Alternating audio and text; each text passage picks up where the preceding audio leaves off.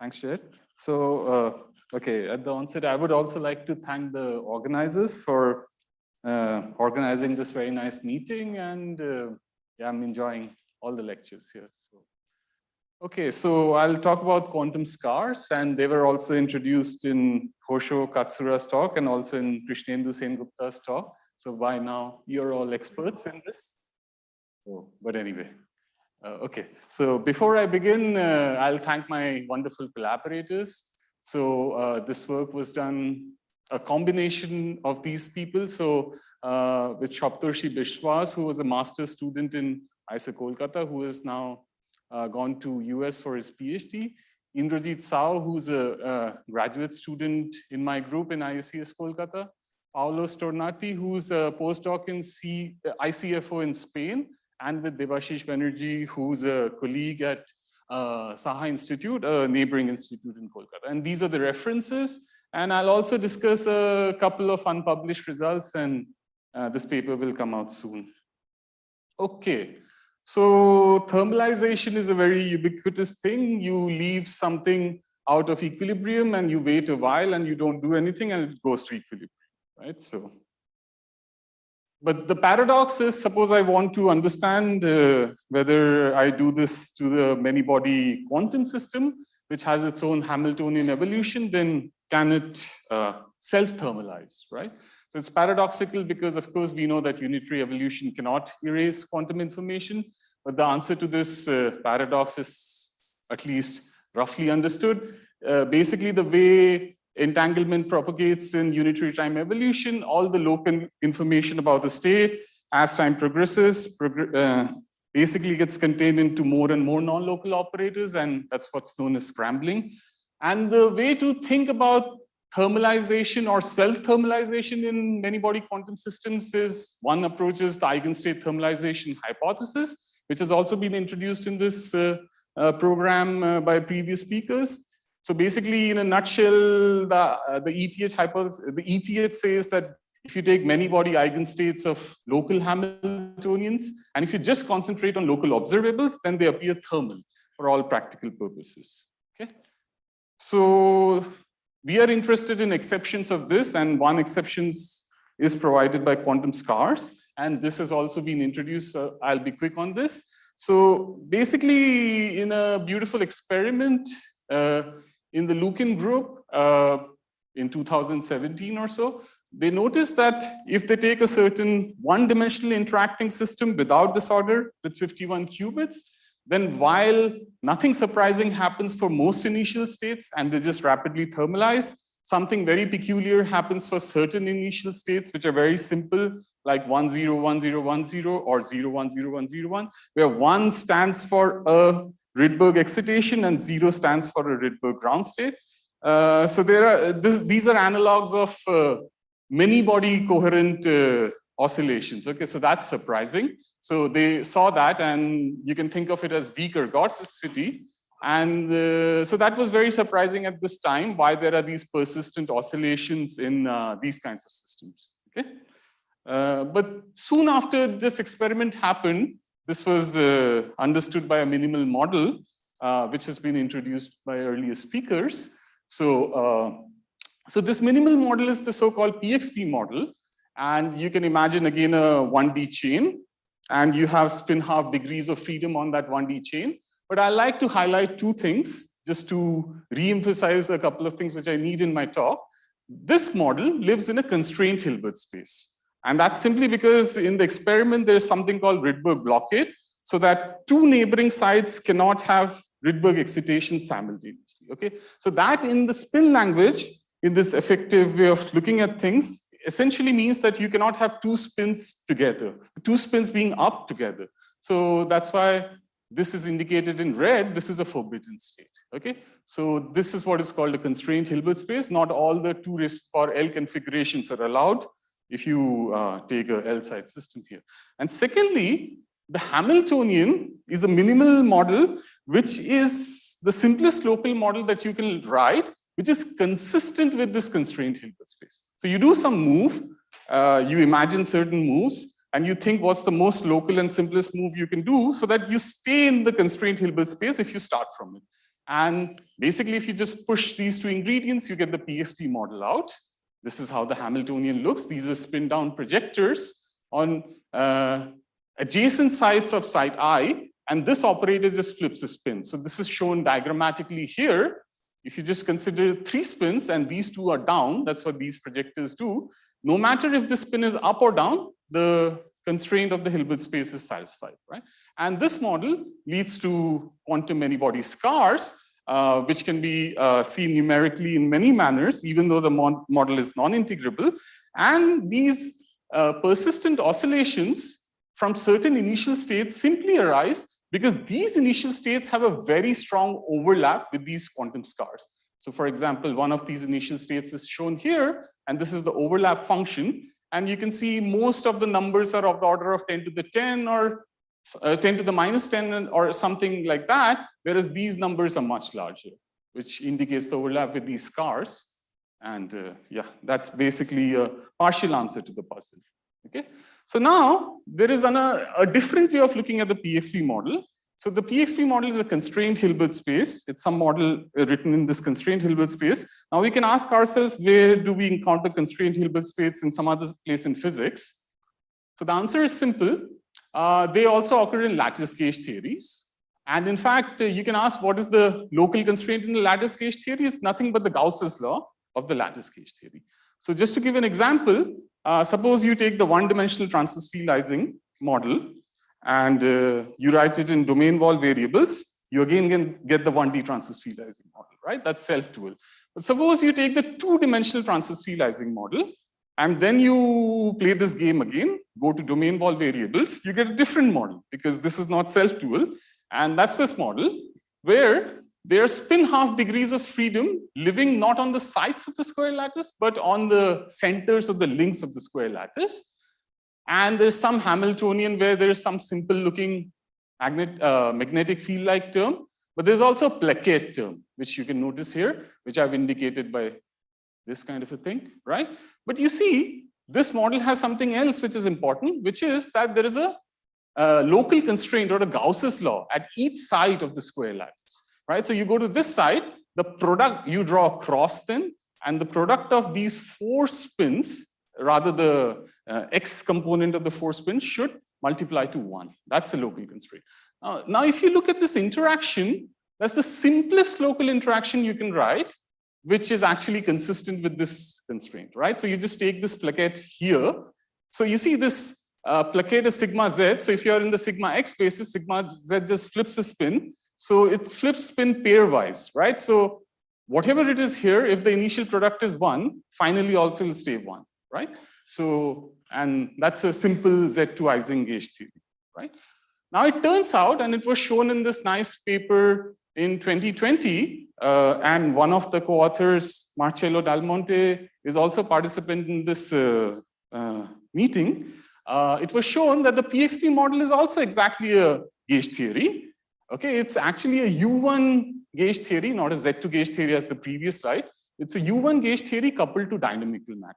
Now, I would rush through this slide because I want to present my stuff. Okay, so basically there is a precise mapping between the PXP model. So the spins here are the PXP spins, and the bonds here are the electric fluxes, and the dark sides are some matter field there, and the white sides are no matter field there. And there's an exact mapping. I've indicated this in a small, like L equal to 4 system, and it's easy to work out. Well, in hindsight, okay.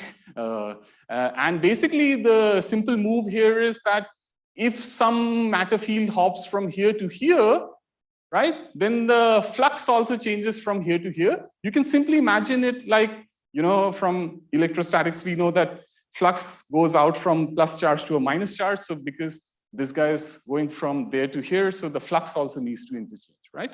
And this is the Gauss's law. The PXP local constraint becomes the Gauss's law here, right? So everything is self-consistent and you can do this. So after we read this paper, we sort of wondered, okay, so it seems that you get quantum scars in gauge theories with dynamical matter. What happens in gauge theories without dynamical matter? And these are gauge theories which are called pure gauge theories, okay? So that was what motivated in part these set of things, and we realize that you get quantum scars by a completely different mechanism to the PXP model. Okay, so what is this U1 gauge theory, which I'm going to talk about? More technically, it's a U1 gauge theory with static matter, but that's also a pure lattice gauge theory because the matter fields don't have any dynamics. So these gauge theories are very well known to condensed matter physicists. That's why I also knew them. Okay, so what are these gauge theories?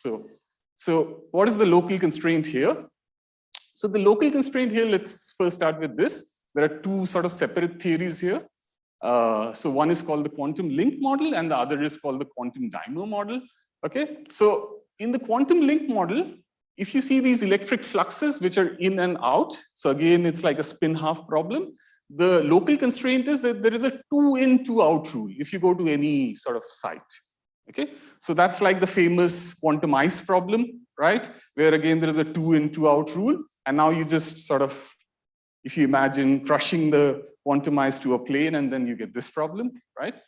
Okay, so you can of course do it theoretically, don't try to do it experimentally. Okay, so yeah. So, for concreteness in both the problems, I take periodic boundary conditions in both directions. And for ease of numerics and also for some analytic progress, we initially work on ladders. Even though many of the things are even true in 3-dimensional lattices, we are trying to work on that at the moment. Okay, so basically, what is the simplest quantum dynamics here, which is consistent with this 2 in, 2 out rule. So if you go to any plaquette, or if you stare at this picture hard enough, you realize that the simplest quantum dynamics is, if you find a plaquette where the electric fluxes either go clockwise, like this, then you just flip the circulation, or if they go anti-clockwise, you flip the circulation to clockwise. Whereas if they have anything else, then this sort of term annihilates it. Okay, so that's this kinetic operator. It's a sum of these local terms which live on plaquettes. And we also need a potential term here, just to give some interesting quantum dynamics. The potential term is just a counting operator. So it basically counts the number of flippable plaquettes. Okay, and this model is very well known. This is called the Rorschach-Wilson-Hamiltonian. Okay, good. And what is the quantum dimer model? It's basically the same gauge theory again. In this language, it just means that your Gauss's law is different. Here at each point, if you wish, the charge is exactly 0. Whereas in the quantum dimer model, you actually break up the thing in a sublattice, and there's a plus charge sitting here, a +1, and there's a minus charge sitting here, and so on. Okay, so that's it. So this is the quantum link model. This is the quantum dimer model. Both the models are defined on ladders with an arbitrary Lx and an Ly, and there are periodic boundary conditions in both directions. Okay, that's what these extra blue things indicate. Okay, so that's the setup of the problem. Okay, good. Okay, so now there is an interesting thing here. So this model at any lambda is interacting, but let me first focus at lambda equal to 0, because there's an interesting thing here which will play an important role. Okay, so the lambda equal to 0, for the purposes of our talk, we'll just call it the mother point.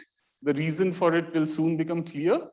So at lambda equal to 0, you can show that for both these models, if you look at the many body spectrum, for example, you just diagonalize it on your computer for some lattices, you will see that for any eigenvalue with some positive, for any eigenstate with some positive eigenvalue, there is a corresponding eigenstate with a negative eigenvalue. So the spectrum, the many body spectrum, has an E to minus E symmetry. Okay, and that's because there's a chirality operator which anti-commutes with the Hamiltonian. Okay.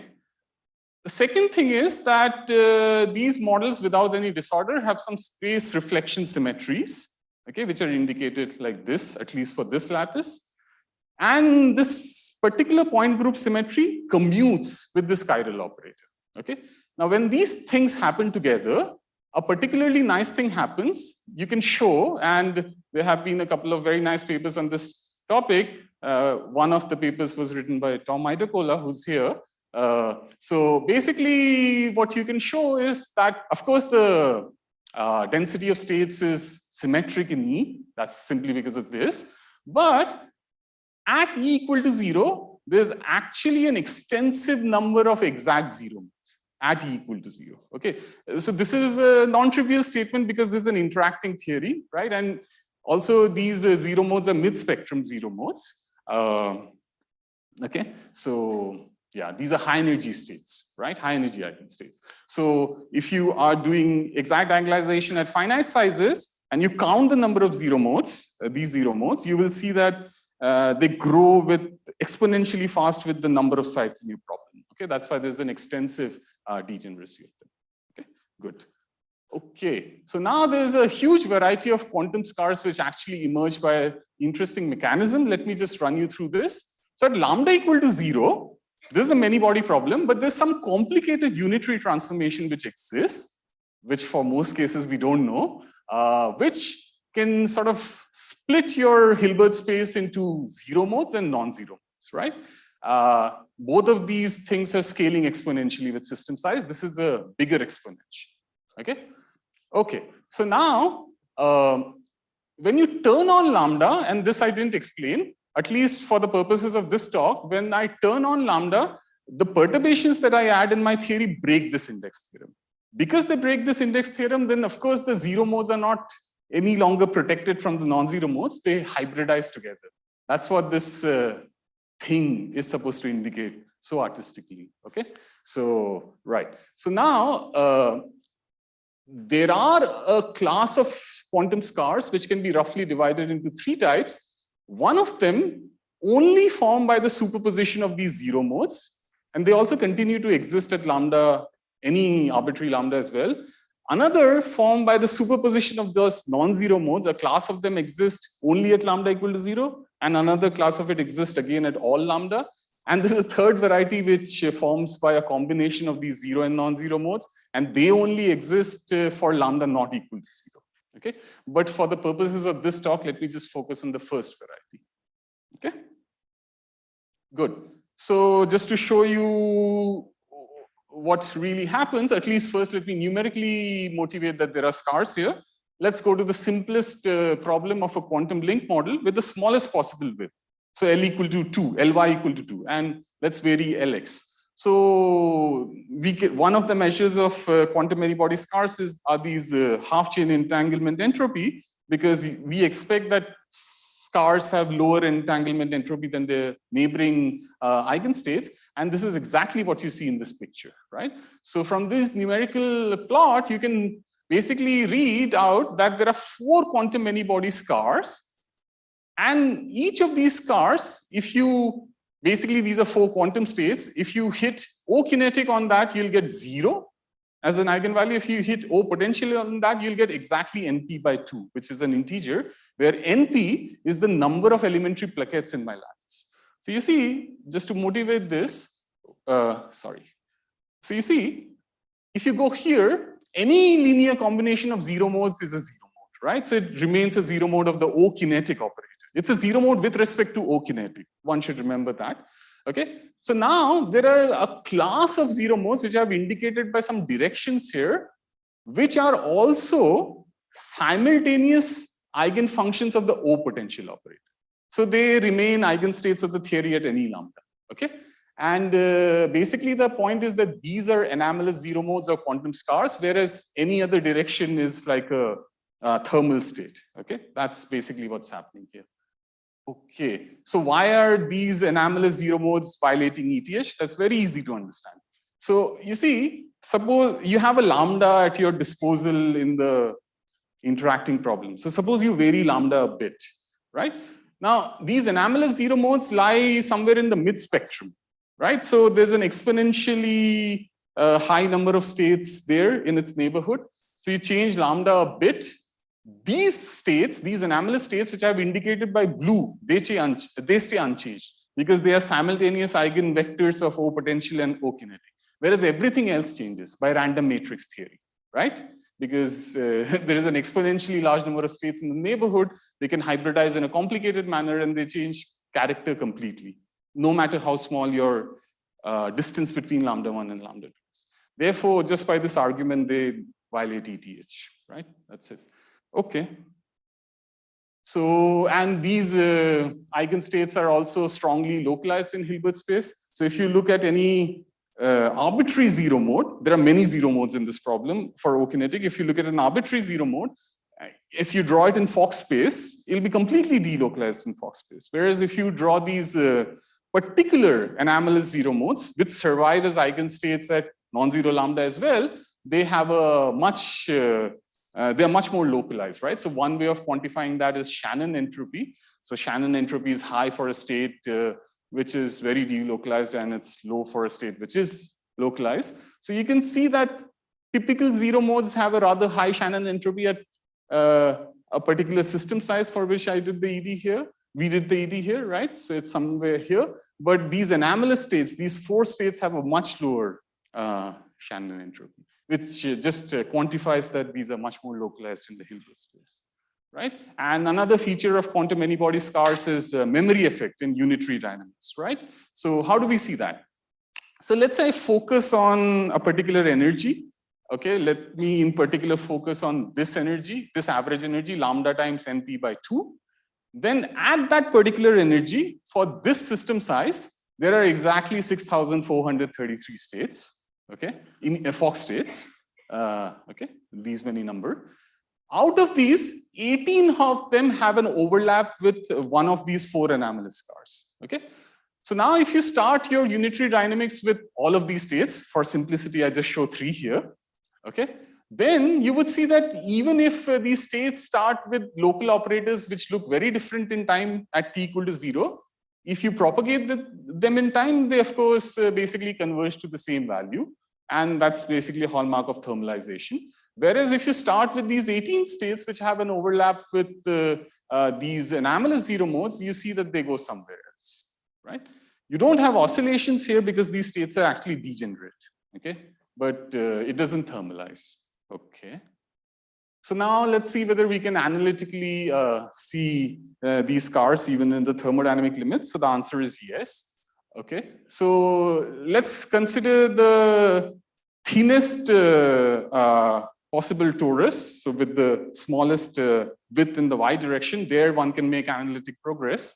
If you fatten the torus, then all hell breaks loose. But these states exist.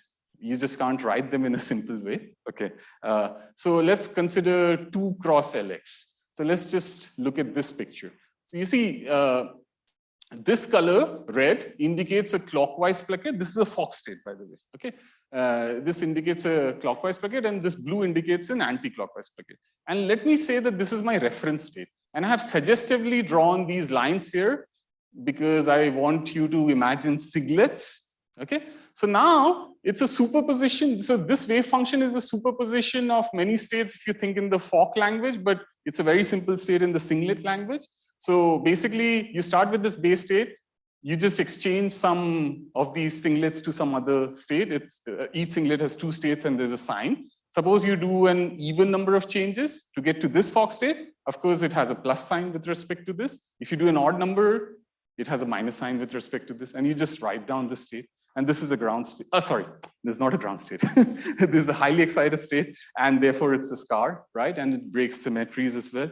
And there are, by symmetry, 3 others you can write. These are the 4 states which I showed numerically, but they exist for arbitrary Lx, right?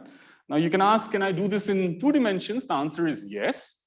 So you take any even Lx and Ly. You can still write 4 such states in 2D for any arbitrary Lx and Ly, even though there are many more such states. But at least for 4 of them, you can show it analytically. So again, you draw a singlet pattern like this. And again, you play the same game. You do your sign rule, right? And yeah, you can write the answer. And this is the state. Okay.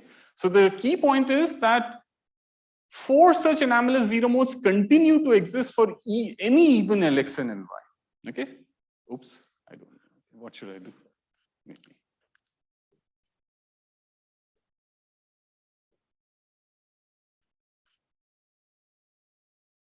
Right. But as I said, if you go to wider ladders, the problem gets much more interesting. So if you had Ly equal to 2 quantum link ladders, then you just had 4 scars. Okay. If you go to just Ly equal to 4, which is the next thing you can do, okay, then you will immediately see, suppose you do exact diagonalization. Let me just focus on the anomalous zero modes. There are many other kinds of scars actually in this problem, but let's just focus on the anomalous zero modes. You'll immediately see that there are 46 of them. It's not 4, it's 46. In fact, if you fix Ly equal to 4, then for Lx equal to 4, there are 26 cars. Lx equal to 6, there are 46, which I just showed in my plot. And for Lx equal to 8, there are 106, and this number keeps increasing. Okay, we have good reasons to suspect that it increases exponentially fast in Lx. Okay, and let me show one particular scar, which is a non-singlet scar, which you cannot get from the previous pictures I showed. This is just for a 4x4 system. It's a slightly complicated wave function, but it's very easy to see that it's a non-singlet because there are an unequal number of reds and blues here. So it cannot be decomposed into a singlet. Okay, good. Okay, so now we can ask, can I write a parent Hamiltonian for which, okay, so why do I call them sublattice scars, these particular varieties? Because if you measure this O potential operator locally on any of these scars, then it's exactly 0 on one sublattice and it's non-zero on the other. That's why it's called a sublattice scar. So, okay, so can I write a parent Hamiltonian for these sublattice scars for which these scars become the ground state? Okay, not highly excited states, but the ground states. The answer is you can do that. It just turns out that this Hamiltonian is a long-range Hamiltonian. So let's walk over that. So remember there was this O kinetic operator, which was a sum of local plaquette terms. So this is exactly this operator. Now you whole square it. So of course, when you whole square it and you expand it, then it's a non-local thing in real space. Plus, now there is a term which is local in real space. This is, again, almost similar to the potential term of the RK interaction, but there is a staggering thing. So for one sublattice, there's some plus C for the counting operator, and for the other, there's a minus C. Okay, and the C is arbitrary. You can take it to be anything. Okay, so C greater than 0 gives you one set of scars, and C less than 0 gives you the other set of scars. Okay, so now if you think in this language, then this long-range Hamiltonian for the arbitrary Lx and Ly equal to 2 problem has exactly 4 ground states because there were 4 scars, 4 sublattice scars, and you can also show that the gap to the first excited state is exponential of minus Lx, right? And that's kind of at least conceivable because suppose you break a discrete symmetry, then this is what exactly happens, right? But you see, there's something very peculiar if you just thicken it a bit.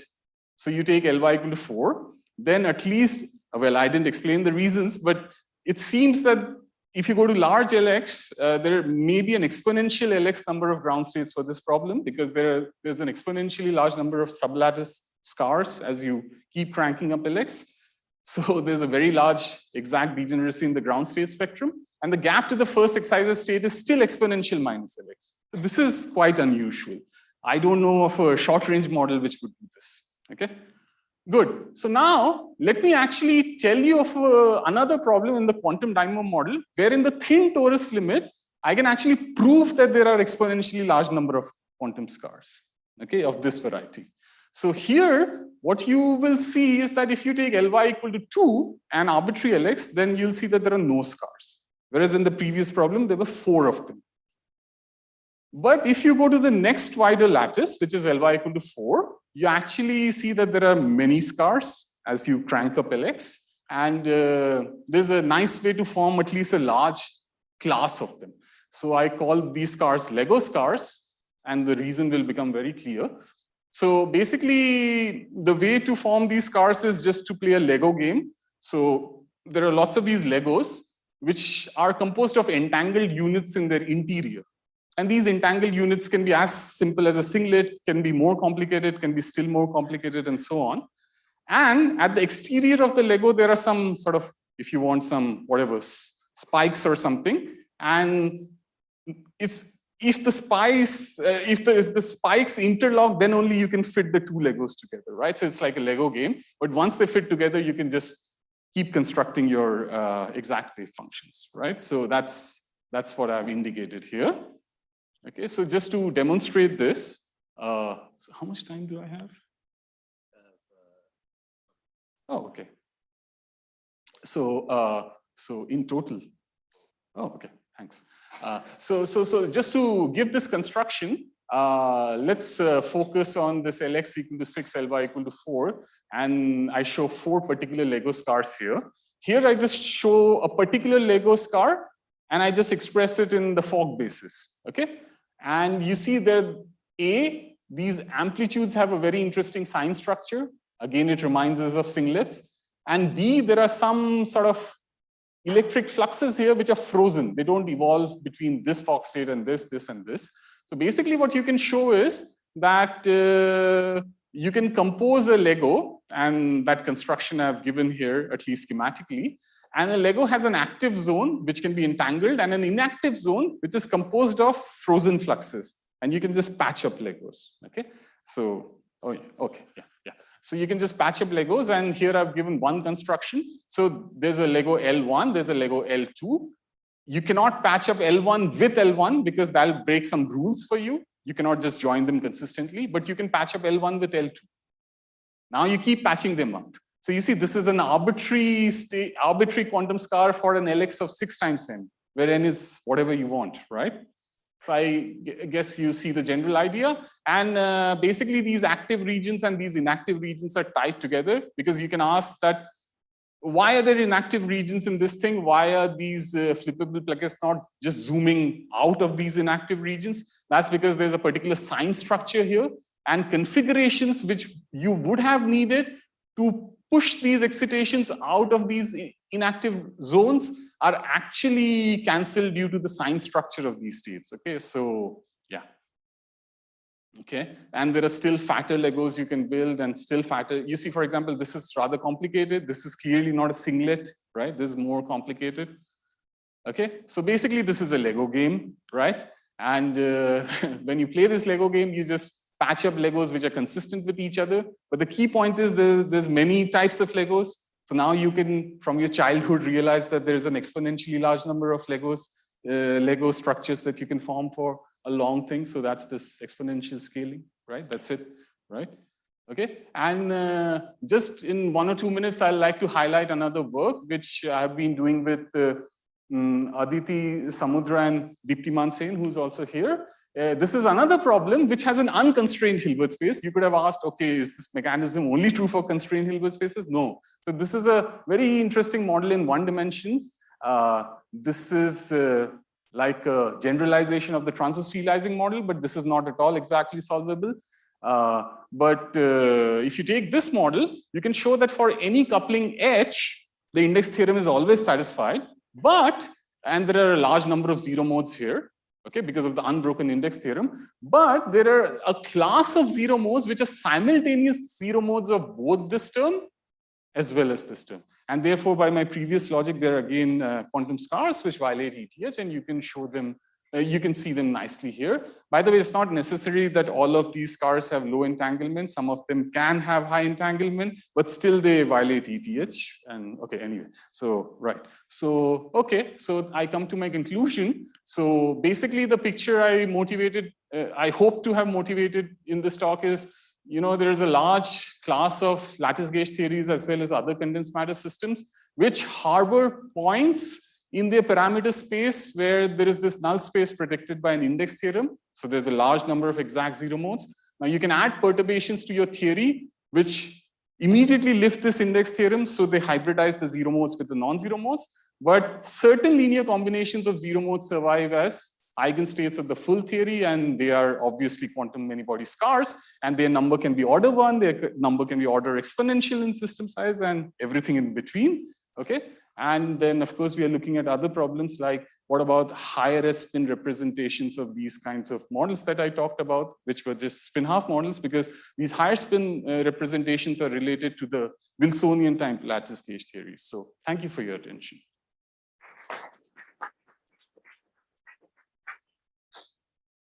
For questions, I'll start actually.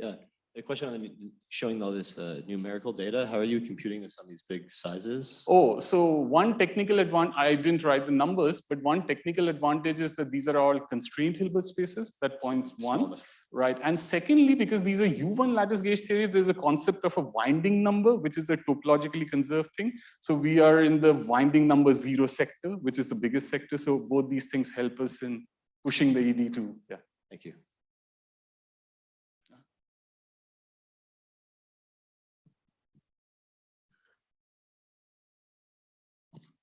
So this Shannon entropy that you showed. Oh, So what is the scaling with system size? oh well. So basically, one can work it out. So if there are basically n states and n goes as 2 to the power n. So basically, it's log of curly n, right, for a typical thermal state, and curly n is roughly alpha raised to the power n. So it's log of alpha raised to the n, where now n is system size, so it's extensive. Yeah. So this is kind of multifractal in the Hilbert space. No, right? no, no. Oh, you mean no, you mean for the scars. For the scars. No, for the scars is much lower. It's much lower, Huh. even though they have a lot of Fox states contributing. But nonetheless, that number is still much smaller compared to a typical. What I'm asking, is it still exponential, but zero fraction of the total? Yeah. But it's still exponential. Yeah, That's yeah. like a multifractal state. Oh, I didn't know that. Yeah. Okay.